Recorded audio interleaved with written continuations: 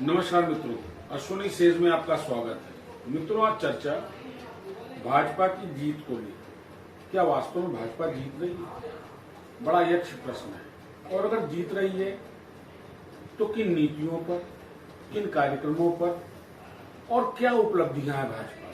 ये एक बृहद चर्चा का विषय है, क्योंकि मित्रों मैंने पहले भी आपसे शेयर किया है कि ये मेंबर ऑफ पार्लियामेंट का चुनाव है जिसको कि राष्ट्रीय नीतियों पर होना चाहिए।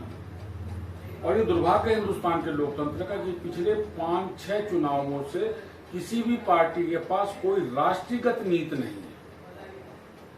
ये कोई मेंबर ऑफ लेजिस्लेटिव असेंबली का चुनाव नहीं है कि जहां लॉ एंड ऑर्डर की बात होनी चाहिए। ये पार्षद ही नहीं है कि रोडों की सफाई और नालियों के चौक होने पर चर्चा होनी चाहिए। ये मेंबर ऑफ पार्लियामेंट का चुनाव है।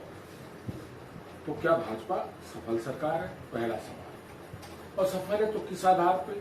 ये दूसरा सवाल है। मित्रों, मेरी सोच ये है कि भाजपा जो जीत रही है वो केवल कांग्रेस की वजह से जीत रही है। भाजपा की जीत का जो मेन फैक्टर है वो कांग्रेस के नेताओं की असंतुलित बयानबाजी है, असंबंधित बयानबाजी है, जिसका प्रत्यक्ष उदाहरण आज ही लिया जा सकता है कि आज इंडी गठबंधन के एक प्रमुख घटक के प्रमुख फारूक अब्दुल्ला ने कहा कि 2 दिन पहले जो सोफिया में आतंकी गतिविधि हुई और उसमें एक नौजवान मारा गया, उसकी जांच होनी चाहिए और फॉरेन एजेंसी से होनी चाहिए। तो पंजाब के एक कद्दावर नेता का बयान आया कि अगर हमारी सरकार बनी तो हम पंजाब में काम करने वाले जो गैर प्रांतीय, जो गैर पंजाबी लोग हैं उनको पंजाब से बाहर कर देंगे। ठीक उसी तरह जैसे एक बार मनसे के राज ठाकरे ने इस तरीके का आह्वान किया था, उनका वोट बंद कर दीजिए। और ऐसे कई बयान, लालू का बयान जिसका परिवार नहीं है वो परिवार क्या जाने। तो ये महत्वपूर्ण मुद्दा है जो भाजपा को जिता रहा है। हकीकत क्या है? हकीकत ये है कि 60% काम तो मोदी सरकार का अच्छा रहा, लेकिन वो आम आदमी से संबंधित नहीं था। जैसे सड़कों का संजाल, इसमें दो राय नहीं, इंफ्रास्ट्रक्चर डेवलपमेंट बहुत हुआ, लेकिन जो इंफ्रास्ट्रक्चर डेवलपमेंट हुआ है वो बेसिकली कारपोरेट सपोर्टेड है। बड़े वाहनों का आना जाना, मिडिल क्लास के पास तो इतने वाहन ही नहीं है कि वो जो है कानपुर से दिल्ली जाने के लिए 2000 रुपए के अप डाउन का क्या कहते हैं वो टोल दे, इतनी उसकी कमाई नहीं है।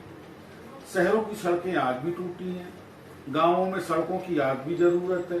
जो 10 साल पहले बनी थी वो टूट करके नक्की हो गई, उसका दोबारा नंबर नहीं आ रहा है। तो ये कहना कि संरचनात्मक ढांचा जो है हिंदुस्तान का बड़ा सुदृढ़ हो गया है, ये एक हद तक सही नहीं है। हाँ, वो संरचनात्मक ढांचा जो है वो ज्यादा सफल हुआ है जहां से कारपोरेट को लाभान्वित किया जा सकता है। जैसे बिजनेस कॉरिडोर डेवलप किए गए, बड़ी बड़ी बृहद सड़कें डेवलप की गई हैं, 8-8 लेन की सड़कें बनी हैं जिन पे हैवी व्हीकल चलते हैं, जिन पे माल लाद करके आया जाता है।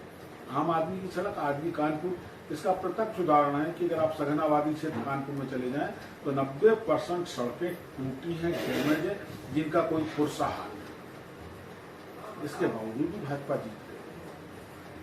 भाजपा जीत रही है, राम मंदिर पे इसमें दो राय नहीं, लेकिन राम मंदिर का मुद्दा एक आम आदमी के पेट से जुड़ा मुद्दा नहीं। कहने की बात है, वहां रोजी रोजगार हो रहा है। हमारे मित्र भी कुछ दिन पूर्व गए थे, तो जो चीज कानपुर में 10 रुपए की वो अयोध्या में 20 रुपए, क्योंकि वो शर्तों का समझौता है, कुछ को मिल रहा है, लेकिन उसके लिए बहुतों को बहुत कुछ देना पड़ रहा है। लेकिन जो मूल कारण है भाजपा के जीतने का, वो विपक्ष के नेताओं, खास करके कांग्रेसी नेताओं की असंबंधित बयानबाजी। इंडी गठबंधन के नेता जिस मिजाज में बात करते हैं, जिस तरीके से एक सूत्री होकर सनातन के विरोध की बात करते हैं, ये भाजपा को सपोर्ट दे रहा है। और अगर मोदी 3 बनी तो मित्रों निश्चय जानिएगा, फ्री का वितरण तो एक मुद्दा होगा ही होगा, लेकिन उससे ज्यादा महत्वपूर्ण जो फैक्टर होगा वो होगा इन नेताओं की अनर्गल बयानबाजी, इन नेताओं का सनातन का विरोध, इन नेताओं का मोदी का व्यक्तिगत विरोध। ये मोदी की सरकार तिवारा में बनवाई। मैं नहीं समझ पा रहा हूं किस मिजाज के राजनेता हैं इनको 80-20 का डिफरेंस नहीं समझ में आ रहा है। मैं नहीं जानता किस तरीके की राजनीति करते हैं, इनको राजनीति आती भी है कि नहीं आती है। क्योंकि अगर राजनीति की थोड़ी सी भी अगर इनको जानकारी होती है इंडी गठबंधन के नेताओं को, तो मित्रों निश्चय समझ लीजिए बहुसंख्यकों का इस तरह विरोध, धर्म को लेकर इतने कटाक्ष, ये शायद नहीं करते। तो ये नेता कैसे बने? ये नेता बने इसलिए है कि इनके अब तक विकल्प नहीं रहे। 57 साल के शासन में कांग्रेस ने